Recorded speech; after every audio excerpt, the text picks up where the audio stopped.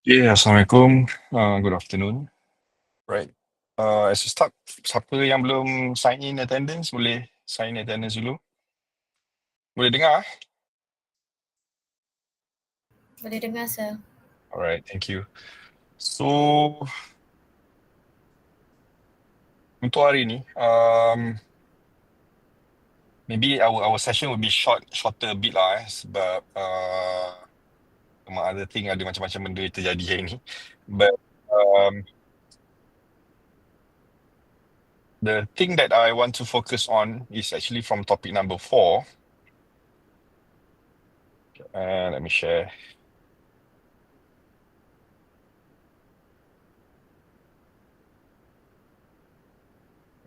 Okay, kita dah buat ataupun kita dah siap discuss topic number 3 2 weeks ago regarding the financial ratios. So for today, we have topic number 4, financial forecasting and planning. So kalau ikutkan dalam topik ni ada dua subtopik lah. We have cash budget and methods of forecasting. But for us, we just gonna focus on 4.2 today. Okay, sebab kalau nak complete both sebenarnya akan ambil lebih daripada itu. So that's why I've decided based on what I've done in the morning as well. Okay, so we just focus on methods of forecasting, whereby the method yang kita akan guna pakai dipanggil percent of sales method. Okay, percent of sales method. Just good. Okay, so for cash budget, kita akan buat tomorrow because slightly trickier and slightly technical in terms of how we have to prepare. So dia ada banyak sikit steps and therefore we requires a lot more time, and it's better for me, I think, untuk explain this face to face. Okay, so untuk hari ni kita akan buat methods of forecasting, and the document that we're going to prepare, the statement is called pro forma. Okay, pro forma statement lah basically. So we have two statements, balance sheet and income statement.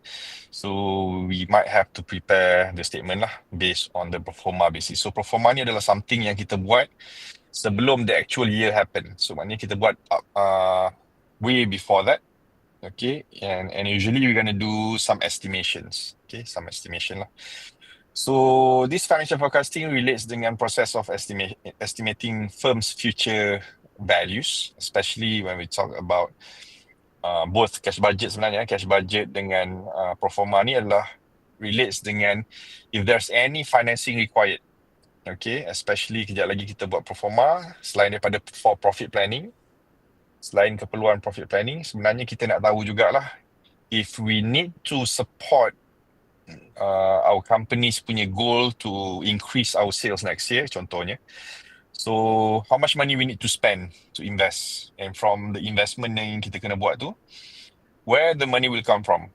So, do we have enough money to support ourselves, or we need to borrow? Itulah function dia lah with regards to financial forecasting. So, I'm going to go straight to 4.2. So, 4.1 ni kita akan buat esok.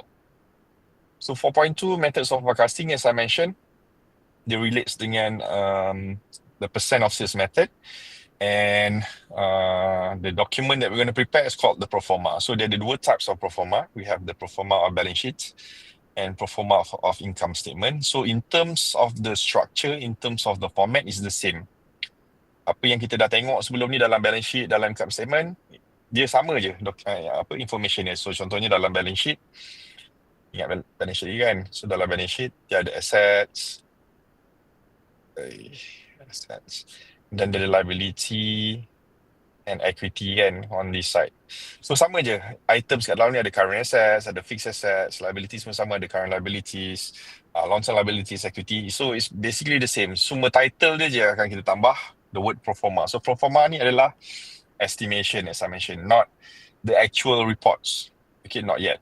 And the method that we're going to use is called the percent of sales method. Yang ni.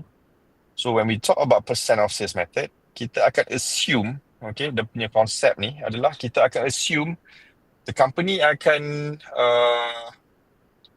ubah ataupun predict dia punya sales tu kepada certain value in the future. So contoh paling mudah, katakanlah currently the sales is 10%, 10 million. 10 million. And then dia nak double kan jumlah sales dia tahun depan daripada 10 juta naik ke 20 juta contohnya. So the percentage of the changes between 10 to 20 million will be the basis for our estimation for the whole balance sheet kita. Okay, menggunakan satu justification lah, which is the percent of sales method. Okay, I'll show you afterwards how it works lah. I'm going to share with you the steps macam mana nak buat, and from the steps kita akan come out dengan the completion ataupun the total format of what we call the pro forma of the balance sheet and also the income statement lah. Tapi out of these two, okay, pro forma balance sheet and income statement, kebanyakan kalinya we're gonna use ataupun we have to prepare this one, the pro forma for the balance sheet. Okay, sebab for the income statement, selain daripada kita boleh prepare the whole statement, we actually can simplify it using formulas. Okay, so yeah, sekejap lagi kita gunakan satu pass here as an example, and from there I'll share with you how to prepare lah, how to go about in terms of answering this method of forecasting ataupun preparing pro forma financial statements. Right?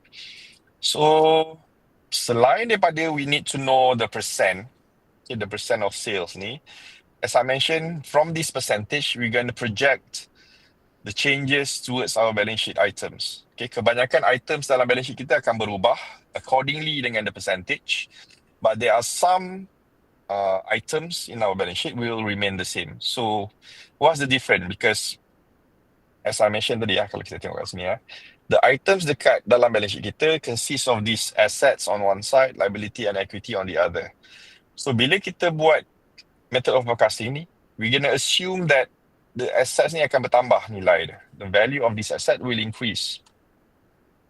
Okay, and when assets increase, obviously it will be supported by either liability or equity. So this side akan increase juga sebenarnya. This side will increase as well. Cuma in terms of the changes, there are some items will increase, but there are some might not increase. So the difference between the two kita panggil the internal and the external sources of financing. Okay, sebab belah kanan tu dua-dua sebenarnya melibatkan where the source comes from, either internally or externally. Okay, so internally adalah yang also dipanggil spontaneous sources, represent the balance sheet items. Okay, remember lah, balance sheet item ada assets, ada liability and so on, that vary directly with the sales activity. So maknanya dia akan berubah lah. Dia akan berubah directly dengan sales. So kalau percent sales tu naik, so this spontaneous akan naik as well with the same rate. Okay, but there are some external sources, okay, that will remain constant. Okay, yang ni dia akan remain constant. So apa item dia? Item-item such as, if you remember dalam current liabilities, we have notes payable. Okay, notes payable is technically a short-term loans. Okay, ni ada explain sebelum ni pun. When we talk about current liabilities, so maknanya bila company borrow money from either the suppliers ataupun borrow money from the bank, for example, for short-term basis, dia akan masuk dalam notes payable. Okay, that they have to pay within certain period of time lah, less than 1 year. Okay, and this is considered external sebab dia perlu pinjam daripada orang luar, notes payable. Okay, so kalau dalam long-term liabilities, obviously dia ada long-term debt, dia ada item like bonds, for example. So all of these are example of long-term liabilities, mortgage. So all of these items will be considered as non-spontaneous. So therefore dia tidak berubah. Okay, so ni kalau kita nak ubah benda ni, we have to borrow. Okay, we have to borrow. Ataupun satu lagi dalam equity lah. Equity ada common stocks, ada preferred stock. So kalau nak raise fund menggunakan common stock atau preferred stock, they have to go using, I don't know, an investment bank and then raise fund dengan mengeluarkan new stocks to the public, contohnya lah. So dia still melibatkan external parties. Okay, cuma dia raise fund using equity. Okay, so all of these will be part of non-spontaneous sources and therefore will remain constant. So when I said remain constant, kejap lagi I explain to you again. Apa maksud dia, kenapa dia remain constant, tapi yang lain tu kita ubah dia according to the sales activity. Right. So when we talk about preparing pro forma balance sheet ataupun preparing pro forma statement in general, so selalunya when you see the question, kejap lagi I share, what they do, they're gonna give you 1 year of a balance sheet, a complete balance sheet, tahun semasa, current year. And then they akan bagi you a lot of assumptions and also information that you're going to use for you to assume or that you can prepare the pro forma statements. So selalunya contohnya kalau soalan bagi pro forma for 2020, bagi balance sheet ataupun statement untuk tahun 2022 contohnya, 2022. So dia akan suruh you buat pro forma for 2023. Okay, a year after that. So kalau dia bagi 2015, you kena prepare for 2016, something like that lah. Semua estimation tu akan dibuat based on the following year punya statement. Okay, so dalam pro forma balance sheet, there's gonna be one item yang kita perlu cari specifically. Okay, selain daripada items yang dah diberi dalam statement yang awal, we have to estimate what we call as additional funds needed. Okay, additional funds needed ni ataupun in short selalunya kita panggil dia AFN. So AFN ni adalah the amount of money that the company needs to find selalunya from external lah. Selalunya from the external sources. Okay, from the external sources. But internal ni selalunya kita akan gunakan the spontaneous punya results. Tapi yang external ni we have to borrow money. And the sources again external, ingat tadi saya tulis it can come from notes payable. It can come from long-term debt, bonds, mortgages, or it can be from the equity. Okay, tiga ni antara common sources yang ada lah. If the company needs to borrow money, tiga saluran ataupun tiga sumber ni lah that the company can borrow from. Okay, so ni dalam notes ada example, but I'm not going to use these examples, but you can go through sebab dia ada bagi example, bagi assumptions.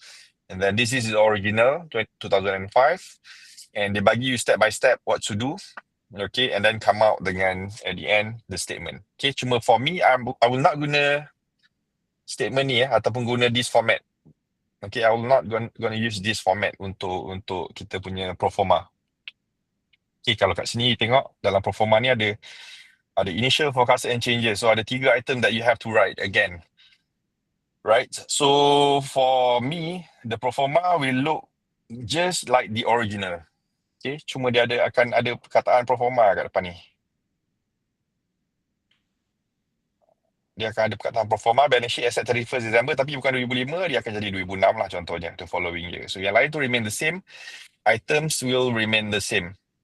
Okay, cuma ada satu penambahan item which is this part. Sebab kita kena cari ni. Additional funds needed ni tadi, AFN. So this AFN will be inserted dekat bawah retained earning ni. Okay, kat bawah ni akan ada AFN lah. So dari segi format macam tu. Right, but anyway, don't have to worry. Let's look at one of the past year question. I'm going to keep first. Okay, so I choose June 2015. Okay, June 2015 as an example untuk kita buat soalan. And you can look at question 4B. Okay, so the company is called Alia Sendirian Berhad.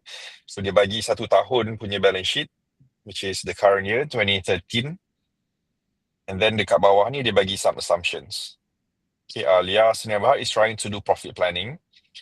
And then dia bagi information yang lain lah, the net income, dividend, and then dia bagi the expected sales to increase to 15 million, whereby the current sales were 10 million ringgit. So daripada 10 naik ke 15. And then they operate at full capacity. So what this full capacity means, I explain.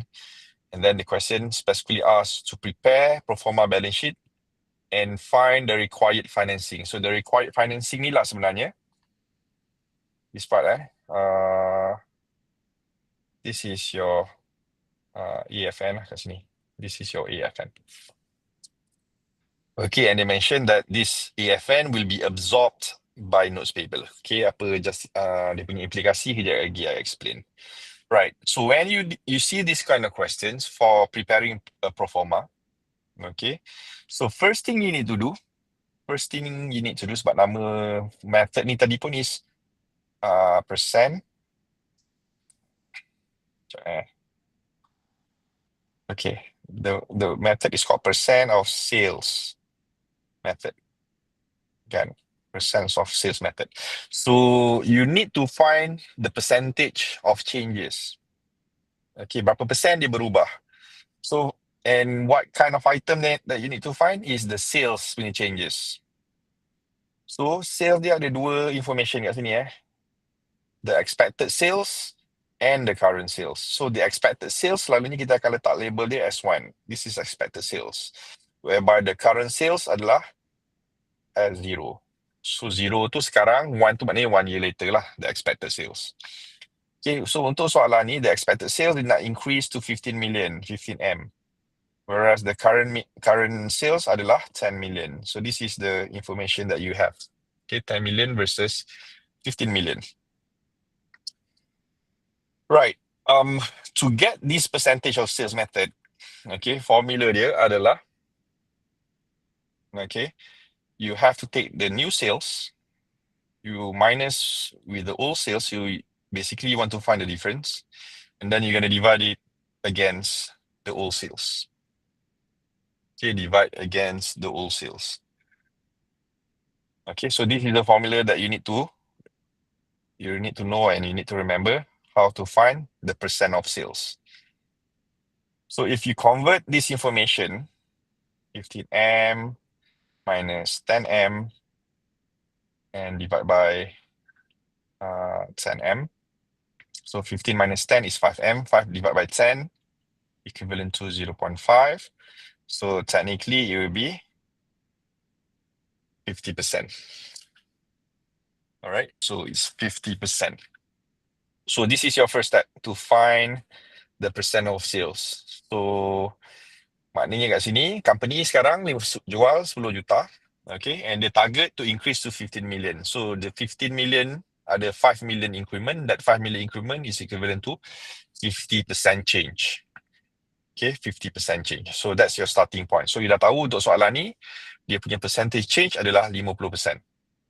Okay, so once you've got this information, 50%, then we can do estimations on our items on the balance sheets.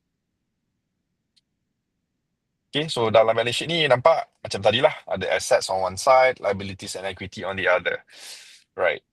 So usually what I do, okay, I akan pecahkan the balance sheet ni into 4 different sections. Okay, sebelum ni pun kita dah buat lebih kurang sama macam tu. Ya, ada soalan ke? Tak ada. Okay. So, I'm going to split the first part from the assets, whereby the first category, I akan letak dia under the current assets, the CA. Okay, current assets. So, current asset kat sini kalau nampak ada 4 items. We have cash, marketable securities, account receivables, and inventories. Okay, and we have these respective values lah kat tepi ni. So, ni ada calculator lah by now. Right. So, what you need to do when you have this first step. Okay, rule untuk kategori yang pertama. Kategori pertama ni adalah current assets. What you need to do untuk current assets, increase all items. Okay. Increase all items in the current assets. So, dalam case ni, alias Sdn Bhd, current asset dia ada 4 item. Cash, marketable securities, account receivable, and inventories. So, you need to increase the current values by 50%. Naikkan dengan kadar 50%. So, maknanya kalau sekarang 100,000, okay, 100,000. So, increase 50%, it will become 150,000. So, 100 darab dengan increase of 50%. So, this 50% is 0.5 kan? So, to simplify your format, you just ambil 0.5 ni, plus 1, it becomes 1.5. So, 1.5 darab 100, then you dapat teruslah your answer, 150. Okay, ataupun kalau you nak guna cara yang slightly slower, you ambil 100,000 darab 50%, you dapat 50. And that 50 tambah balik dengan 100, then it becomes 150. Ada soalan?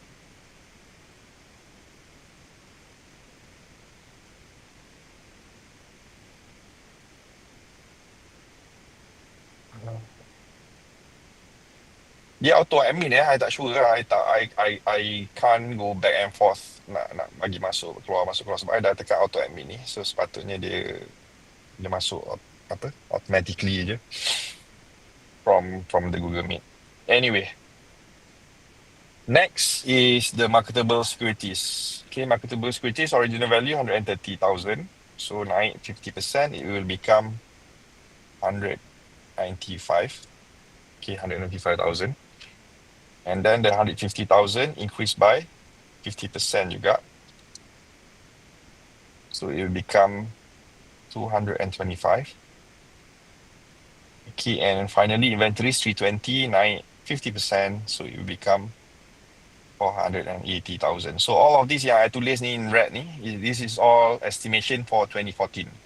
Okay, sebab soalan suruh buat proforma balance sheet, technically it will be a year later than that lah, which is a year later than 2013. That will be 2014. Okay, so that's the first category. First category, kita ambil current assets. So rule dia, simple. Semua item will be increased by the percentage. All items. Okay, all items, tak ada exclusion.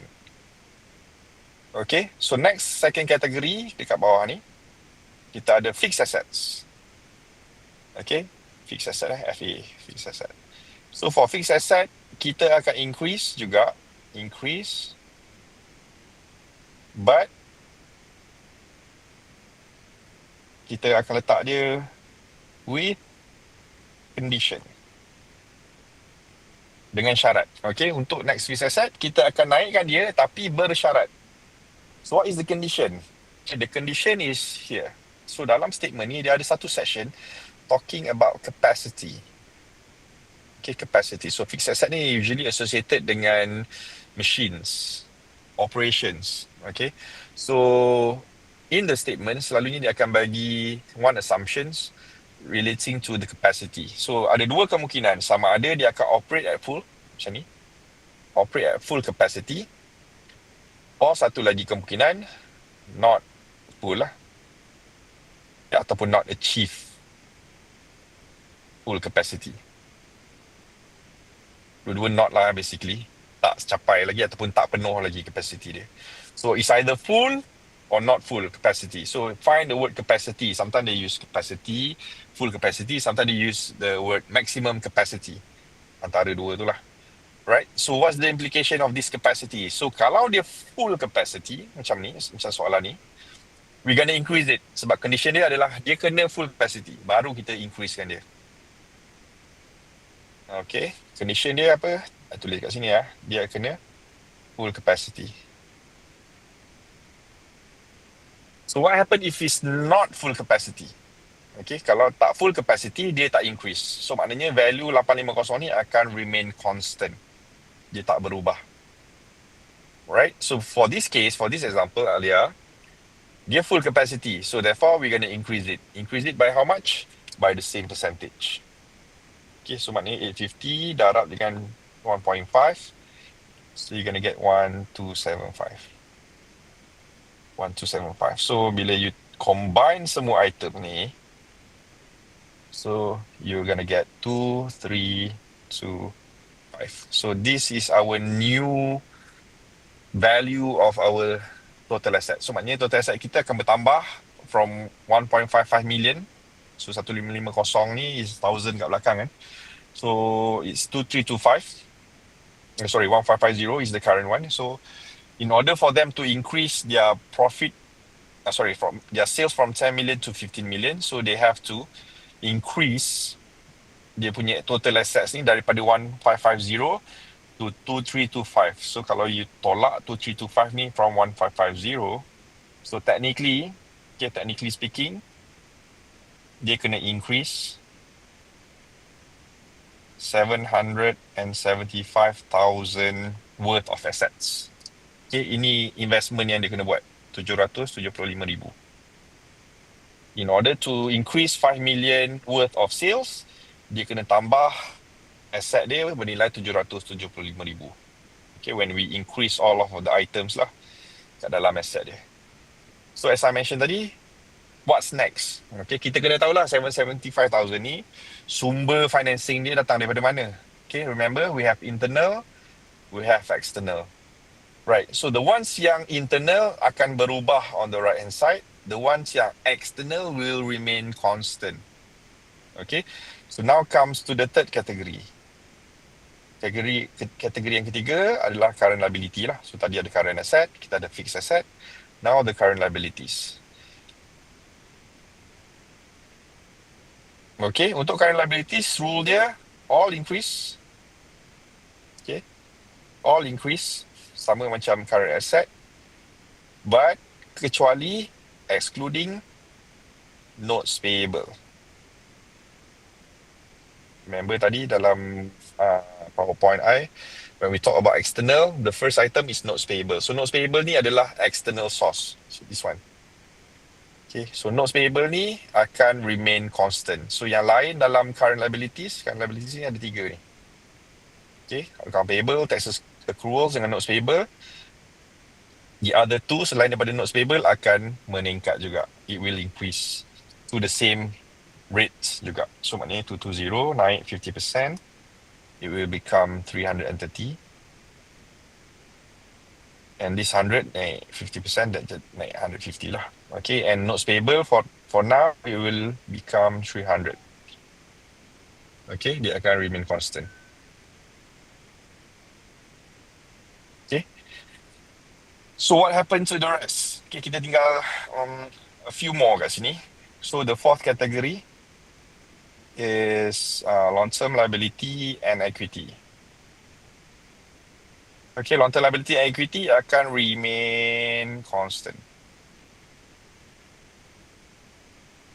Okay, dia akan remain constant.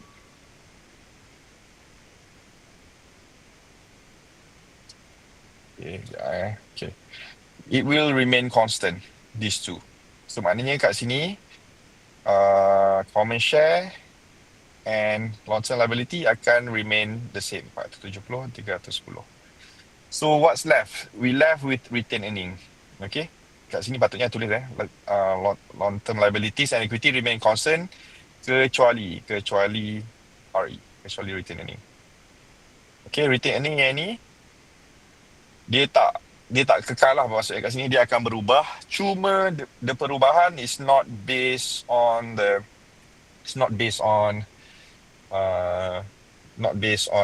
same ratio lah. It's not based on 50%. Okay, it will not be based on 50%, right? So how to find the retained earning? So untuk find retained earning, kejap lagi I explain. Okay, so what we're gonna do next? Okay, you have to bear with me. Kita take like half an hour break kejap. Like half an hour break. So kita akan restart at 3, whereby we're gonna resume how to calculate the retained earning in order for us to complete the whole pro forma balance sheet. Okay, so kita take half an hour break. Kita akan resume semula around 3 PM.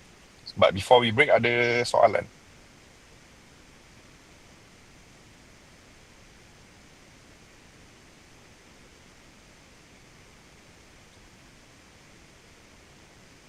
Okay, kalau tak ada, kita take a break kejap lah. Alright, thank you.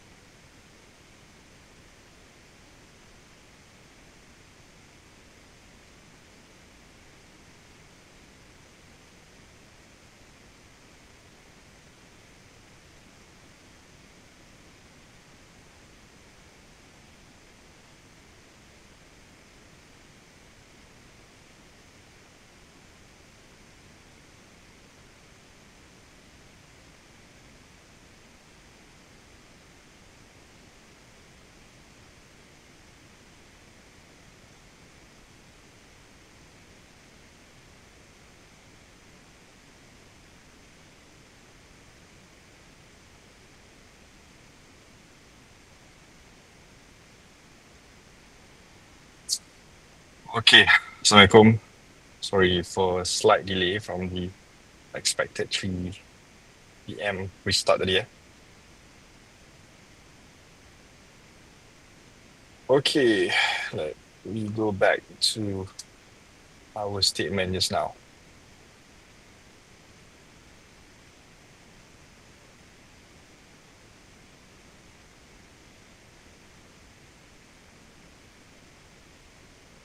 Okay, let me reshare the screen. Okay, so as a recap, what we've done so far, okay, as a first step when we do pro forma statements, first things first, we need to calculate the percentage. Cuma kadang-kadang, like I said, some soalan mungkin dia dah bagi tau, the percentage ni. Right, just like what you saw dalam slides, for the notes, dia dah bagi 25%. But for now, you have to calculate yourself. Okay, you have to calculate yourself. So to calculate, use a simple formula, the changes, the new one, tolak the old one. Maknanya new sales tolak old sales, and then you're going to divide it with the old sales. Then you get the percentage lah. Right? So once you got this percentage you're gonna pegang dia, and you're gonna change your balance sheet accordingly. So remember, ada some items akan berubah, ada some yang akan remain constant. So I recap balik. For example, untuk current assets, okay, the first category yang I define tadi, current assets, semua akan increase by the percentage. Okay. So secondly, for the fixed asset, kita akan increase but with condition. So what is the condition? Condition dia mesti meet full capacity. Right? Operate at full capacity. So kalau dia full capacity, then we increase. Right? Again with the same percentage. Tapi kalau dia tak full capacity, the original figure, the current year's figure akan remain constant. Okay, itu rule untuk fixed assets.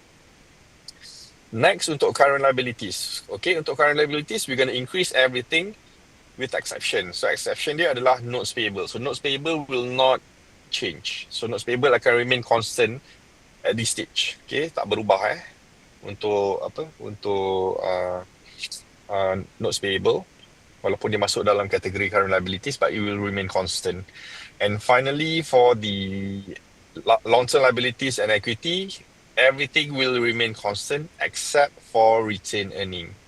Okay, retained earning will change, but the changes is not based on the percentage, but the change is according to the formula. Okay, so this is what we left just now. Okay, kita stop sampai sini saja. So basically next, alright, untuk completekan all the information that we have so far, kita tinggal dengan retained earning.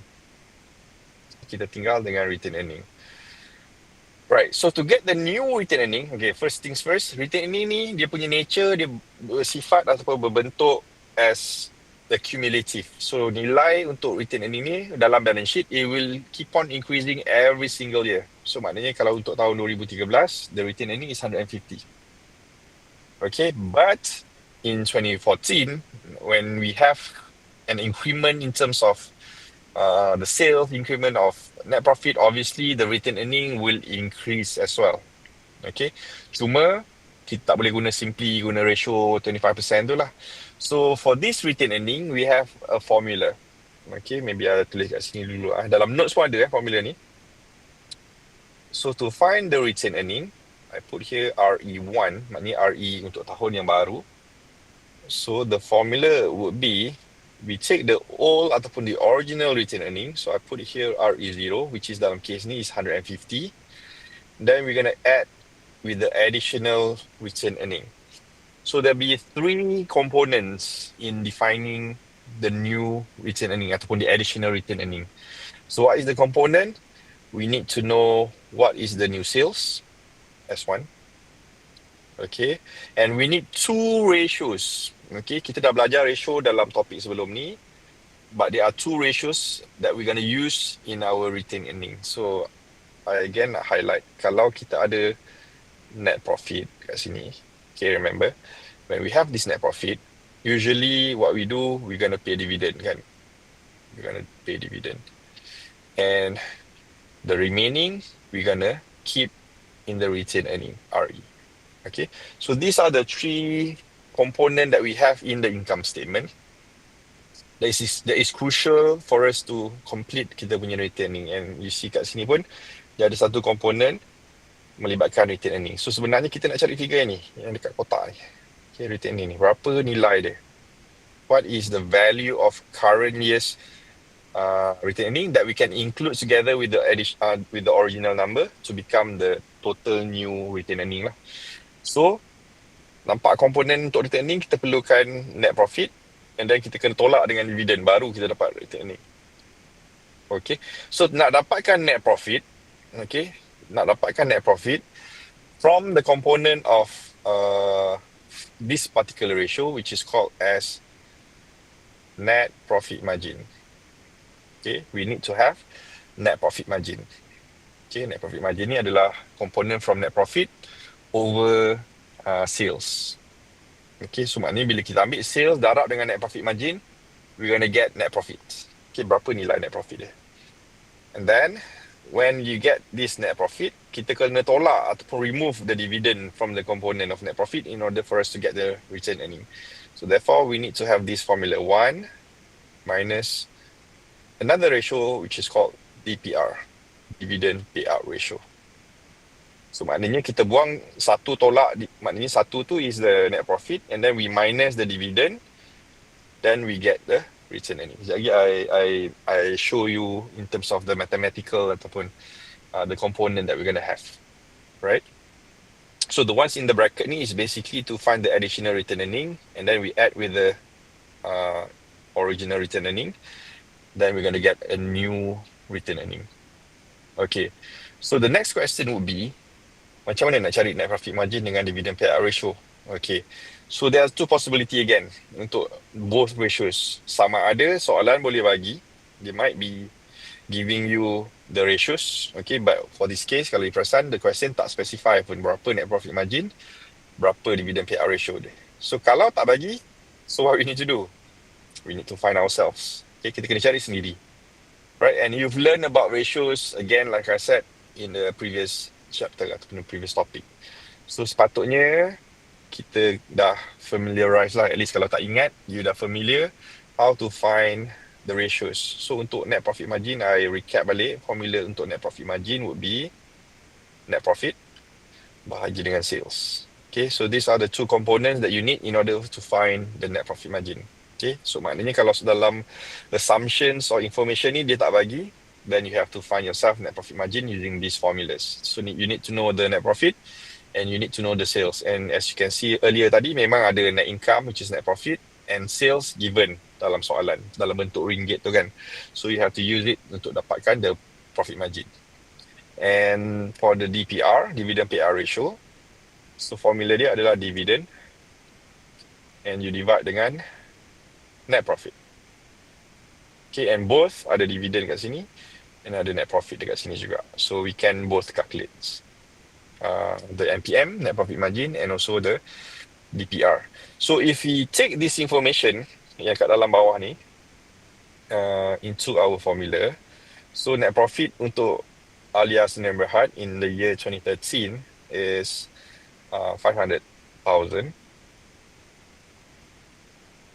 And the sales, okay, we have two sales now. Sales 15 juta ni, which will be the expected sales. Then we have 10 million sales, which is the current sales. Okay, nak guna yang mana satu? Alright, so remember, this net income dengan dividend, semua ni adalah the current ones. Okay, dividend dengan net income setahun semasa. So it is fair to use the current sales instead of the forecasted sales. So kena guna sales tahun semasa lah as zero. So dalam case ni, we're gonna use sales of 10 million. So 10 million ada 6 zero kat belakang pen ni. So 500,000 divided by 10 million, you're gonna get 0.05. Okay, 0.05 ni adalah, technically is 5% lah. Okay, it's 5%. So the net profit margin based on this scenario untuk Alia Sdn Bhd is 5%. Okay, so we need this information later untuk kita masukkan dalam formula.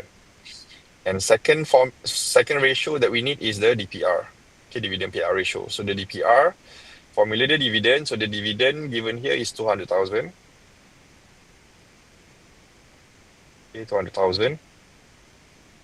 And the net profit is 500,000. Okay, 500,000. Okay, so 200 divided by 500, you're going to get 0.4. Okay, 0.4 or equivalent to 40%. So the dividend payout ratio is 40%. So what does it mean? So from every net profit or every ringgit net profit, dia akan bayar 40 sen dalam bentuk dividen. So kalau RM1, okay, bayangkan RM1 profit dia. So kalau 40 sen dia bayar dividen, 0.4. So berapa yang tinggal untuk retaining? So the balance lah, RM1 tolak 40 sen, 60 sen. So 60 sen ataupun 60% will be part of retained earnings. So that's why kita punya formula is 1 minus DPR, 1 minus dividend payout. So kalau dividend payout dia 40%, so 1 minus 40% is 60%. Okay, so that's how it works mathematically lah. Right. So now you get this, you dah ada net profit margin and you have the DPR, 5% and 40% respectively. Dan kita boleh substitute lah information yang ada dalam kita punya formula. So RE0 just now adalah 150. 150 from here, 150 return earning. And then we're going to add with S1. S1 is the new sales. Okay, ingat kita nak cari return earning is for the following year. So therefore kita akan try to estimate, okay, kalau sekarang net profit dia 500,000. Okay, bear with me sekejap. So dalam case ni, the current net profit adalah 500,000 yang ni. This is the current net income, net profit. Now, this 500,000 is based on 10 million. Bila dia 10 million, 5%, dia 500,000. But what if kalau dia 15 million? Okay, so assuming that the net profit margin remain constant, tak berubah. So that 15 million, okay, kita kena letak sini 15 million. And we multiply with net profit margin of 5%. Okay, 5% darab 50 million is about 750,000. So that 750,000 is our new expected net profit, net income. So maknanya, bila dia sales 10 juta, dia punya net profit adalah 500,000. So kalau dia increase to 15 million, so the net profit expected to be berapa tadi? 750,000. So mana yang dapat 750,000? Ambil lah 15 million darab dengan 5%. Then that will be our expected net profit. So maknanya kat sini kalau kita try to illustrate gunakan this relationship,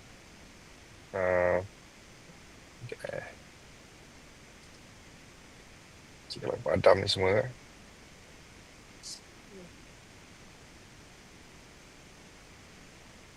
Okay, so imagine the net profit now is 750,000. Okay, I recap macam mana dapat 750,000. I take assumption of 15 million. Okay, this 15 million. Okay, this 50 million darab dengan 5%.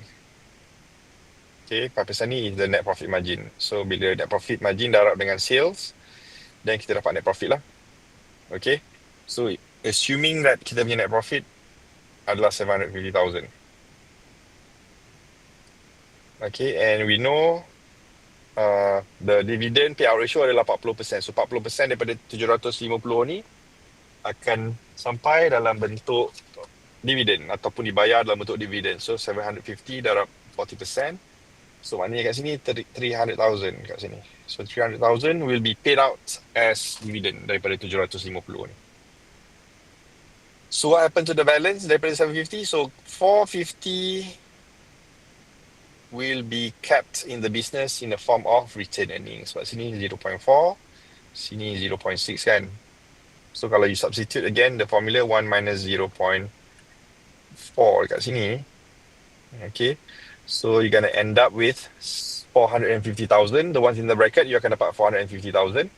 And plus 150, so it's going to be 600,000. Okay, 600,000. I letak 600 sebab kita punya ni still, kita gunakan decimal thousands tadi ya. So I'm going to put here 600,000. Okay, I recap macam mana dapat 600,000. 150 is the original. 150 is the original. So the ones in the bracket adalah this relationship yang ni tadi. Okay. 15 million times 5% is 750,000. 750,000 darab dengan 1 minus 40%, you dapat 450,000. Okay, and this 450,000 plus 150,000, So total dia 600,000. So this 600,000 you akan letak dalam the new retained earning. So perasan daripada banyak-banyak information on the right, ada 3 items yang berubah. Okay, kita ada accounts payable that will increase from 220 to 330, and then tax accrual from 100 to 150. The rest remain constant. And finally, retained earning from 150 to 600. Okay, so those are the changes yang dipanggil sebagai internal source of financing ataupun the spontaneous source of financing. Okay, spontaneous maknanya benda yang dia boleh kawal, yang dia boleh increase internally. Okay, so account payable macam mana dia nak tambah? Simply tak bayar je lah. So maknanya bukan tak bayar, maknanya dia delay the payment, then the accounts payable will balloon ataupun will increase the value. Tax accrual, tax yang sepatutnya dibayar on a certain date, dia delay a bit payment, but again according to the time limit lagi, so dia tambah by 50,000, dia delay kan the payment contohnya. Right, for retained earning, how they control, bila company tu generate profit, and then there's a portion daripada net profit tu dia akan masuk dalam syarikat dalam bentuk retained earning. Okay, this is based on an estimation lah. So once you get this information, so semua dah complete lah, semua item dah ada. So sepatutnya, wah, ingat lah.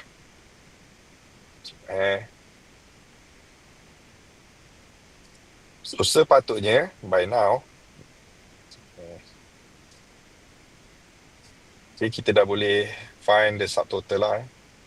Kita dah boleh cari the subtotal. Okay, so we have to add all the items on the right. So ada 330, add 150, plus 300,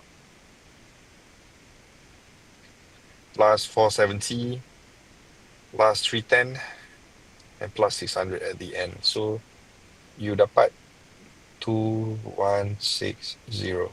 Okay, 2160. So notice dekat sini, kita punya total asset, nilai baru dia adalah 2325. Tapi bila kita add yang belah kanan ni, on the liabilities and equity, we just had 2160. 2160 dengan 2325, dia ada shortfall, ada kekurangan. By how much? There's a short of 165. Ada short of 165. Okay. So this short, dia memang tak akan balance lah by the way. Memang tak akan dapat sama jawapan dia sebab memang akan ada shortfall, and this shortfall is what we call as additional funds needed. Okay, remember tadi before the break, we need to find this additional funds needed, and the question pun suruh cari find the required financing. Okay, kita kena cari the required financing, which is known as AFM tadi, and this AFM value adalah 165. So there are two ways how to find AFN again. Kebanyakannya ada banyak cara nak cari. So tadi macam mana dapat AFN? I take the total assets, the new total assets, and then I minus with the total liabilities and equity, the expected liabilities and equity, and then kita find the shortfall. Cari perbezaan dia, and then we get the balancing number, and that balancing number is our AFN. Okay, itu satu cara. Satu lagi cara, remember tadi, based on our calculation, when they want to increase 15 million to 50 million, maknanya ada penambahan 5 million, 5 million. So we need to increase our assets to 775,000. So 775,000 ni adalah the changes between the original total asset dengan the expected total asset. So perbezaan between the two adalah 775. So maknanya in order to boost 5 million more sales next year, company ni kena invest 775,000. Okay, so from this 775,000, ada sumber datang daripada dalaman, ada sumber daripada luaran. Okay, so the ones internally, kita boleh dapat by looking at those items yang berubah. So macam I tick ni tadi, ada 3 items yang berubah kan. So untuk accounts payable, dia naik from 220 to 330. So ada perubahan sebanyak 110. Okay, ada 110,000 dekat sini. Okay, 220 to 330, dia berubah sebanyak 110,000. Okay, whereas tax accrual from 100, dia naik to 150, so ada pertambahan another 50,000 dekat situ. Okay, so dah jadi 160. And then our retained earning increased by 450,000. Bila kita calculate tadi kan, ada pertambahan 450,000. So we add another 450,000. So here as you can see, internal source, total dia adalah 610,000. Okay, internal source daripada 3 item ni. Perubahan dia, kita dapat 610,000. So remember tadi ada 775 that increase, and internally we get 610. So 610 tolak dengan 775. Then we get the 165 shortfall for our additional funds needed. And remember EFN ni sebenarnya adalah sumber ataupun amount yang kita perlu dapatkan sumber dia from outside, from external. So this EFN adalah external sources that we need to decide nak dapatkan daripada mana. And again, kalau you recall balik tadi sebelum the break, masa kita cerita pasal non-spontaneous, the sources can come from either notes payable, it can come from the long-term liabilities, or it can come from the equity. Ada 3 sources ni lah selalunya. And untuk soalan ni, notice ada perkataan that the financing will be absorbed by notes payable. So maksudnya apa? The additional funds needed yang diperlukan, okay, this 165,000 will be absorbed by the notes payable. Notes payable tadi kita letak 300 sama kan? Tak berubah. But now, since the question kata, okay, we decided as a company, kalau kita perlukan additional funding, kita akan pinjam. Short term basis, gunakan notes payable. Itu maksud dia kat sini. So therefore, this 165,000 yang diperlukan next year, kita akan absorb dia, kita akan plus dia dalam notes payable. So notes payable kejap lagi bila kita prepare the document, prepare the statement, it will not be 300 anymore. Walaupun initially kita letak dia tak berubah, it will increase. Okay, it will increase. So how the document will looks like? Okay, I'm going to prepare the pro forma statement kat sebelah ni. So first, kita letaklah nama company dia, Alia Sdn Bhd. Okay, and then we put the title, pro forma, balance sheet, press add. Okay, 31st December. Okay, tadi dokumen dia adalah 2013 kan? 2013 is the document, the original. And we are preparing for the pro forma for the next year. So it become 2014, 2014. Okay, so this is our document that we're going to prepare, and we're going to prepare just like what we have in the question. So kita akan tiru balik je. Format dia sama, you tak perlu hafal pun. Information yang ada ni kita copy masuk je dalam statement yang baru. Okay, cuma apa beza dia? We're gonna copy the new figures. Figure yang kita kira tadi, itulah figure yang kita akan transfer. So contohnya, okay, we have cash kat sini. So cash dia naik to 150 tadi. Okay, super pula. Okay, don't forget to put the decimal lah sebab kita guna thousands tadi kan. Okay, tulis penuh-penuh sama macam dalam soalan ni, thousands. So 150, and then we have marketable securities. 150 So, and then we have marketable securities. Okay, pen ni dia not helping today. So 195,000. Ni marketable securities And then we have next inventories, account receivable 225. So account receivable 225. Okay, and then we have inventories 480. And then we have net fixed asset kat sini net fixed asset.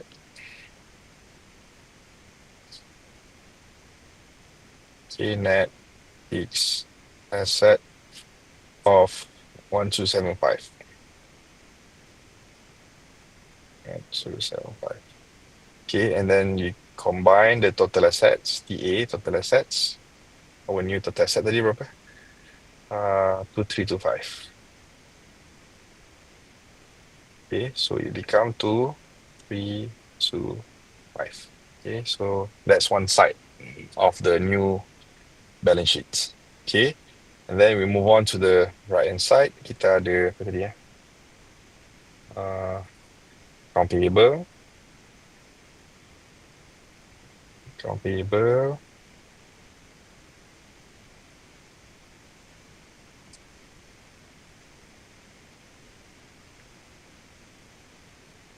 330. And then we have tax tadi tax payable 150. 330 Don't know why dia tak tulis properly yes.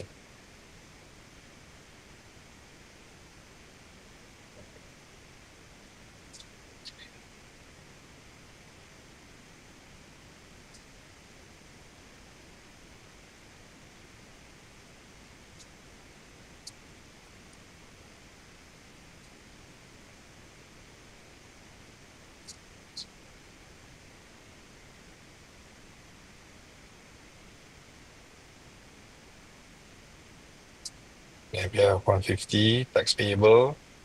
Then we have notes payable. Okay, untuk notes payable just now, remember?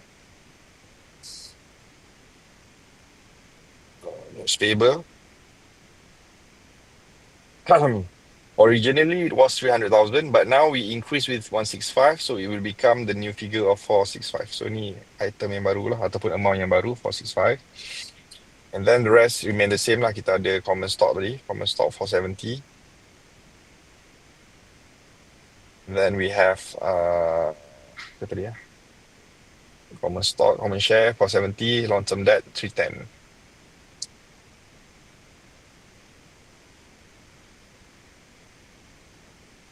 $310. And then we have return earning. So return earning kita 600. Okay, 600.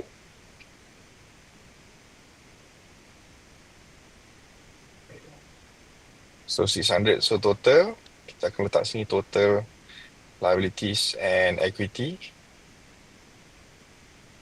It will become 2325. So, okay, dia akan jadi sama lah, 2325. Right. So the items in this pro forma balance sheet will be exactly the same as the ones kita ada dekat dalam template ni. Maknanya AFN punya ni tak ada there'll be no AFN 165 sebab this one AFN 165 will be absorbed by notes payable. So kita tak perlu create one line untuk AFN lah. Okay, so ini hanya untuk kita kira 165, but this 165 kita masukkan dalam notes payable. So the end result, you're going to see the exact same template as our original balance sheet without any AFN kat dalam ni. Okay. But what if kita tak ada information ni, absorbed by notes payable? So kalau tak ada absorbed by notes payable ni, we're going to have this one lah. Kita akan ada satu tambahan, this AFN. Okay, bawah return earning ni ditambah AFN and the amount 165 kat sini. So yang tadi original notes payable akan kekal 300,000 lah contohnya. Okay, so what happen, you dah define AFN tapi you tak masukkan dalam notes payable. Maknanya you tak absorb dia dalam notes payable. Ada isu tak? Yes, ada isu. Sebab apa? Sebab markah akan diberi according to the items with the correct figure. So maknanya kat sini mungkin semua dapat betul markah, tapi untuk bahagian kanan ni, untuk notes payable, you still letak 300 kat sini and then you have AFN 165 kat bawah ni. So maknanya you tak absorb into notes payable. So notes payable you bukan 465. So therefore you miss marks dekat sini lah. Okay, yang lain ni mungkin ada markah. Semua you akan rugi markah dekat notes payable. Ya, itu je lah.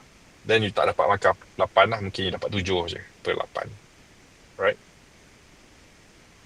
So yeah, that's how we prepare the pro forma for the balance sheet.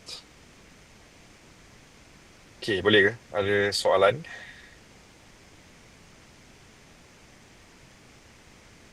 Okay, so this is the final answer tulisan dia agak kacir sikit on the right tu. I can't really write properly inside here. Okay, but I hope you can see the figures lah. Figure dia sama je macam yang kat sini. Sini nak lagi clearer kot, nampak 330, 150, 300, 470, 310, 600. And this 165 absorbed by the notes payable. Okay, and satu lagi nak remind, absorption ni tak semestinya notes payable as I said. Dia boleh notes payable, dia boleh long term debt, dia boleh bonds, dia boleh common stocks, preferred stocks, whatever. Tengoklah soalan tu. Kalau soalan tu kata absorb by bond contohnya, so AFN tu masuklah dalam bond ataupun long term debt. Okay.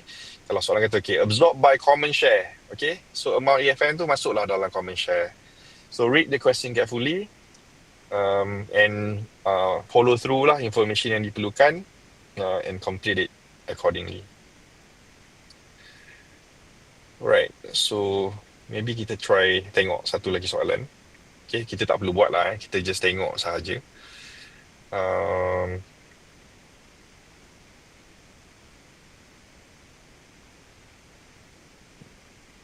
To open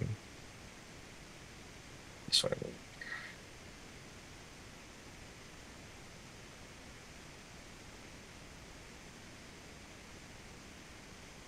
Okay, so automatically apa benda yang tulis tadi dekat page tadi tu dah hilang. I tak save tadi document tu. Okay, so for this December 2015, December 2015, okay, still in question 4, sama di question 4B, okay, sama juga lah sebenarnya dengan soalan semester tadi. So this is for ABC Manufacturing Company and this is for December 2014, sama juga decimal thousands, and dia suruh kita prepare pro forma balance sheet for the following year, which is 2015. Okay, so nampak dari segi structure macam sama je macam soalan tadi. So dia ada assets on the left hand side and then kita ada liabilities equity on the other. Alright, and then dia bagi items yang mungkin berbeza sikit daripada yang tadi. Alright, and dia bagi assumption juga kat bawah ni. Cuma kalau you perasan, tengok kat sini.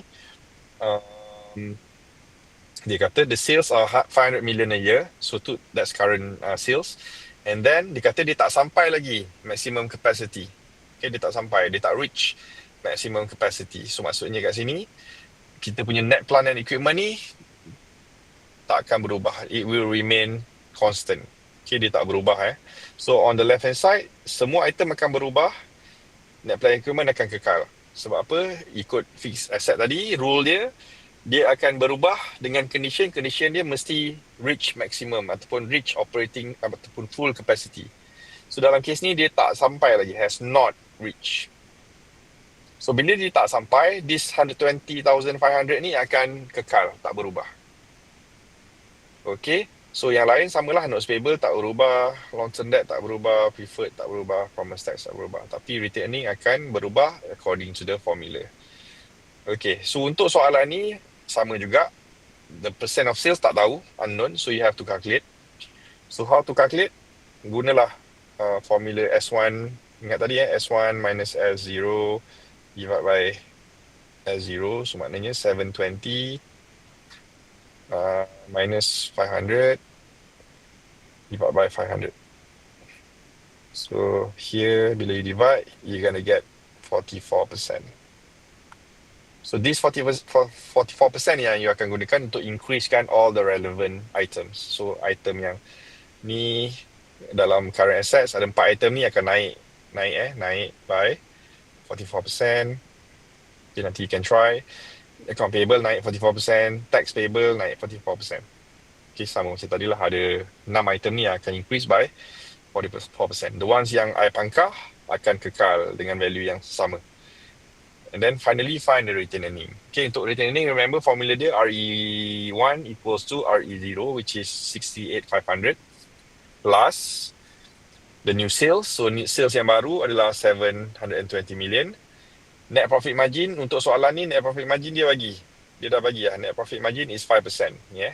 Net profit margin 5%. So tak payah kira lah, tak payah guna formula. So you terus dapat sales 1 darab dengan 5%. So sales 1 720 million